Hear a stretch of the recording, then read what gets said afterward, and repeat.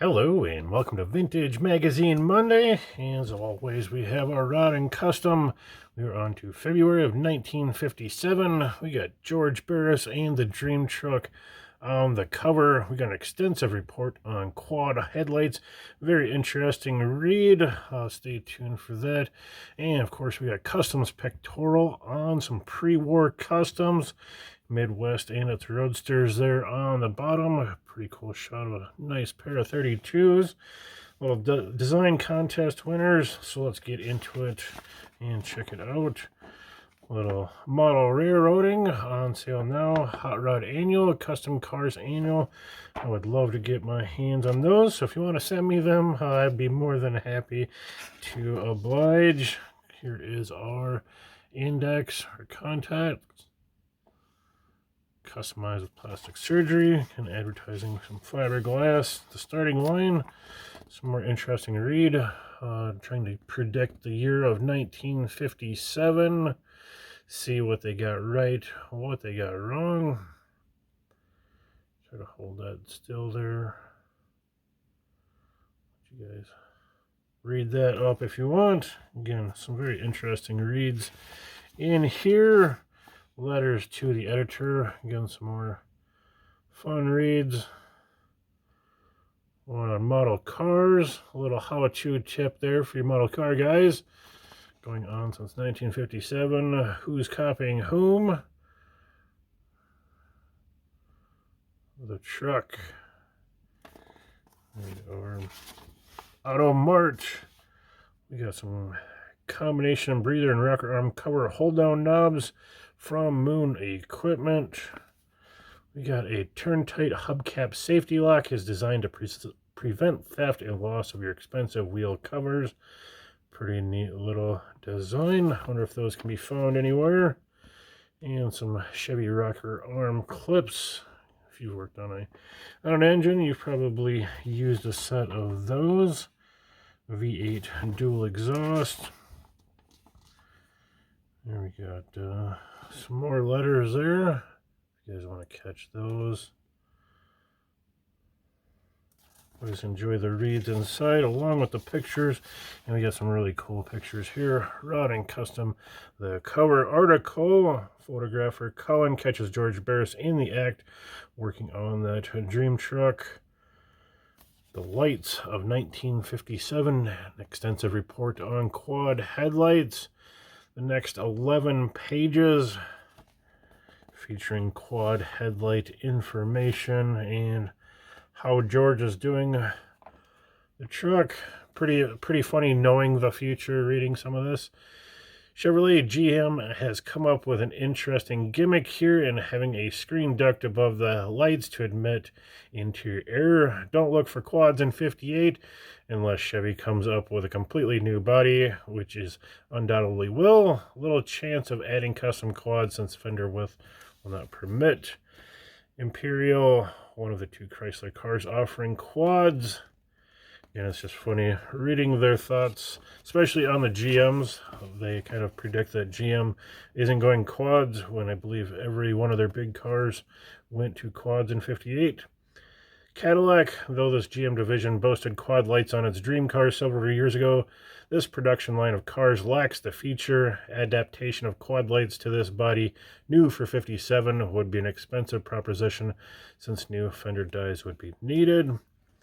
Ford, it is interesting to note that not only are the headlight doors removable on the Ford, but the inner housing is a separate item too.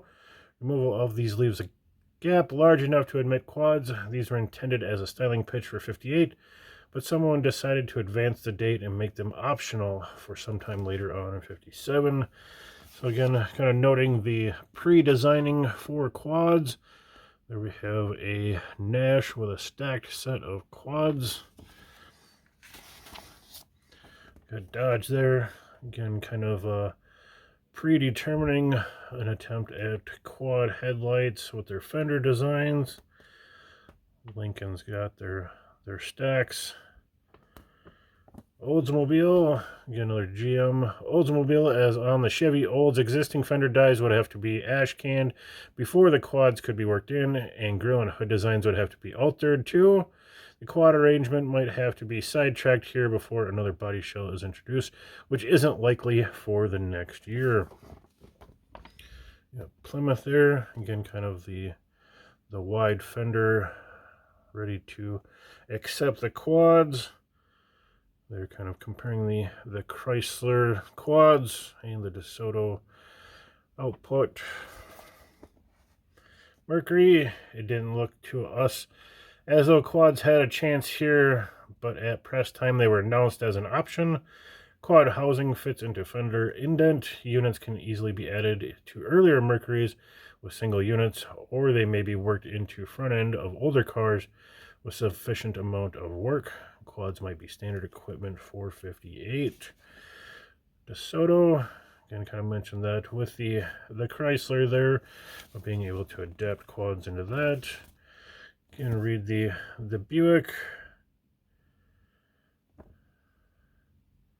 Don't look for quads here in next year's model, so they say.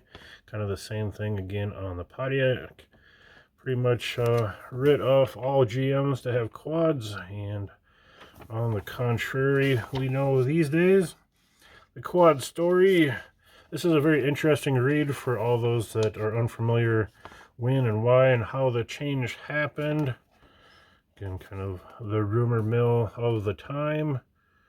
Kind of a fun little read. Try to catch all of the segments for you.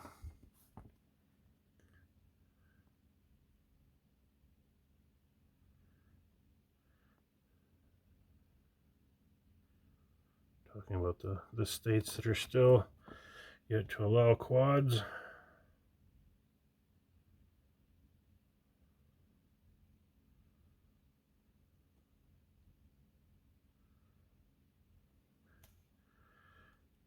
The stacked quads in the hot rod.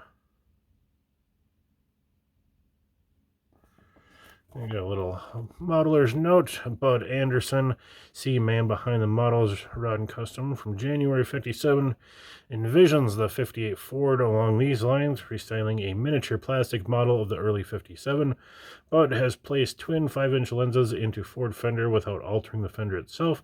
What the factory had up its sleeve at press time, customizers could follow suit by purchasing the small sealed beams, building a new light shell with little trouble. Pretty cool. Doing it in miniature before the big ones were. Headlights, the look of 57. Some more quad looks there. And of course, Barris meets the truck, part 3. The ever awesome dream truck. Here we're going to show how Barris did the quads on the truck. Try to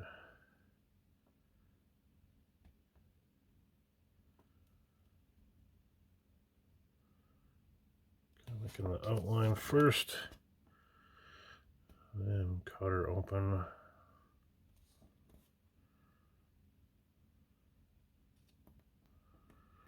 Those that aren't into the body modification world, give you a little sample of how it's done.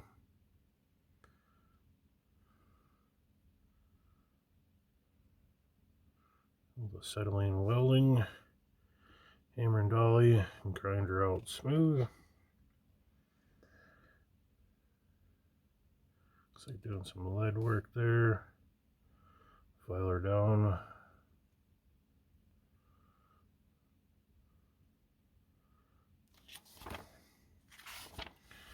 Customs pictorial, the pre-war cars.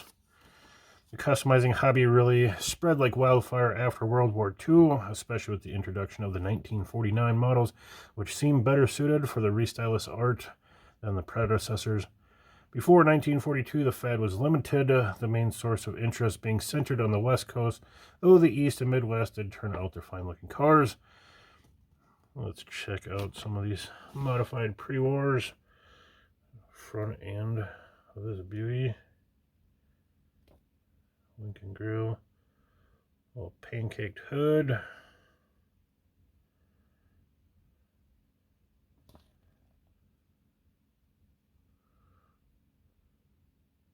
Removable turret top. Pretty interesting.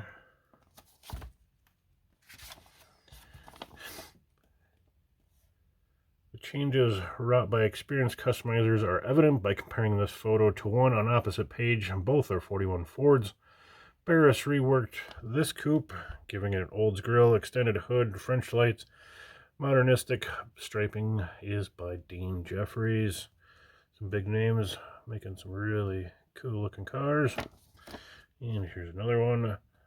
Elimination of unnecessary chrome, filling of seams, simplify classic 41 lines. Some more cool pre-wars.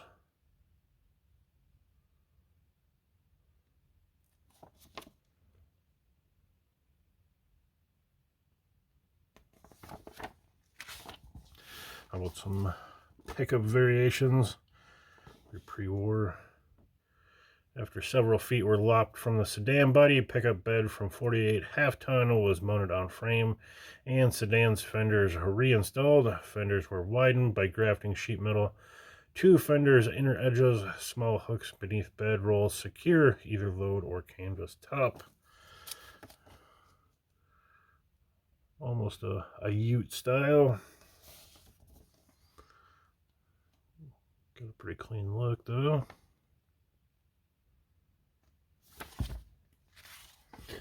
Customizing the Ranchero and rendering it a bit more practical.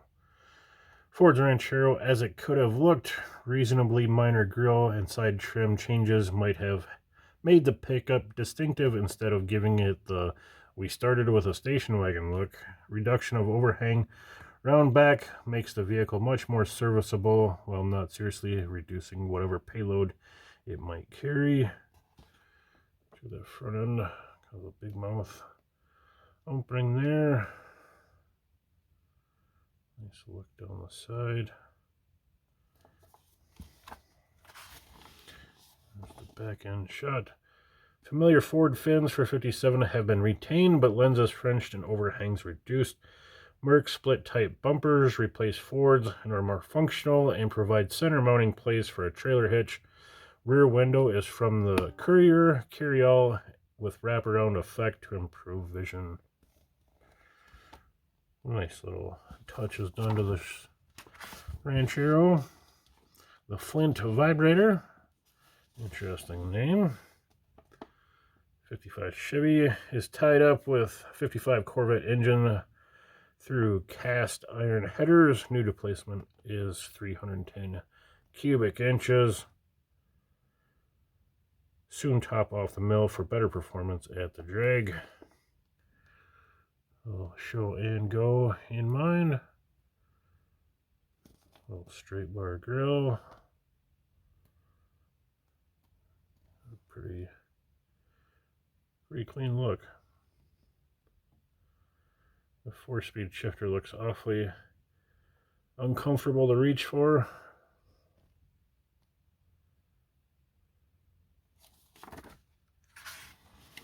Design contest results. Get the mystery category. Special honorable mention in the mystery category goes to young William. Definitely unique of the mind. I don't know if I could drive very long like that. Here are the customs.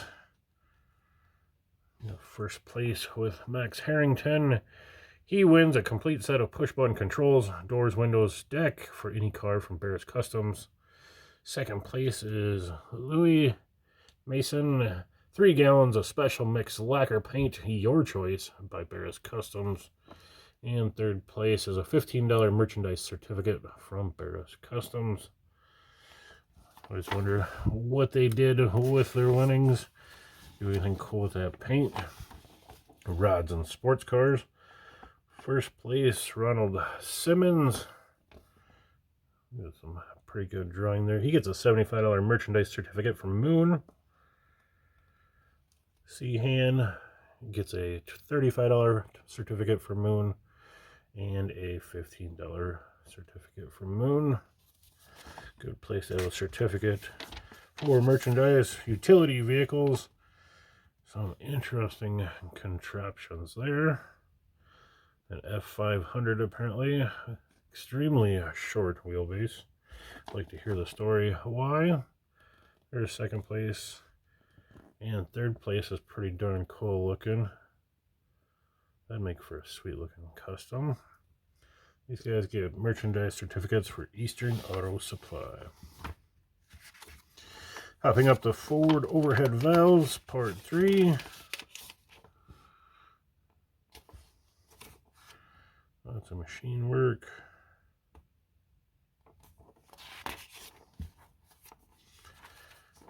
Building a supercharger from scrounged aircraft parts. At last, a big blower.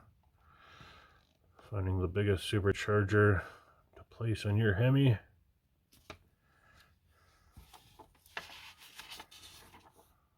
Another shot there.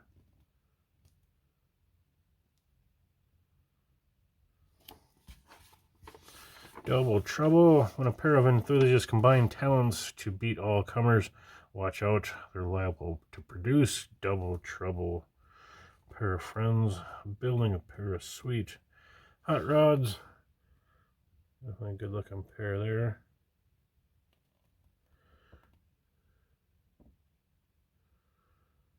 Little racers.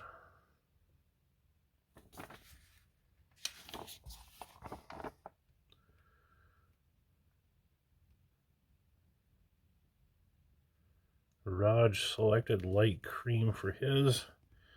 He's got a cozy driver's compartment. Bit of a reach there. Ripping the flathead mill tri-carb setup. Looks like we got the same in the other. It looks a little cozier in his 32. It's always a great shot of the front end.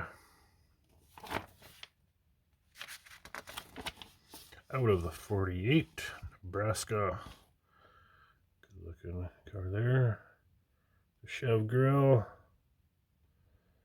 Some bullet taillights. Interesting interior work there.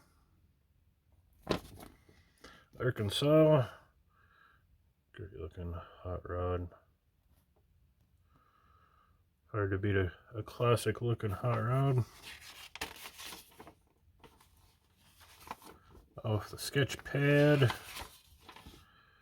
Talking about Detroit redesigning from the 40s to the 50s.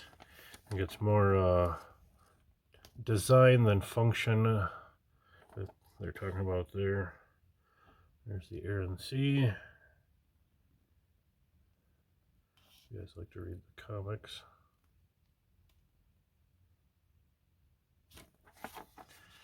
Reader's Car of the Month.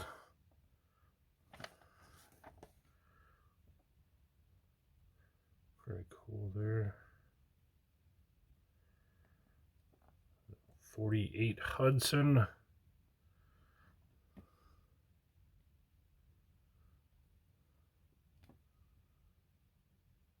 like he's running an Olds rocket under the hood. Good power plant. The truck displayed at last.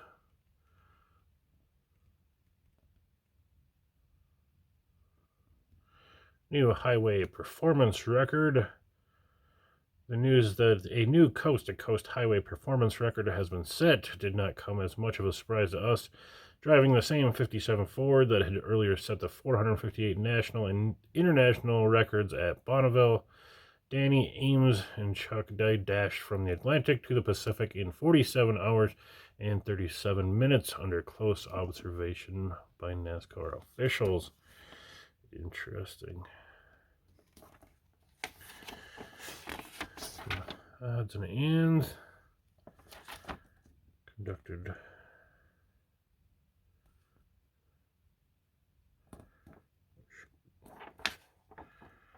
back pressure, a little dragster story, talking about the Chryslers overtaking the Ford Flatheads. The flathead's kind of dying off here with all the overhead valves.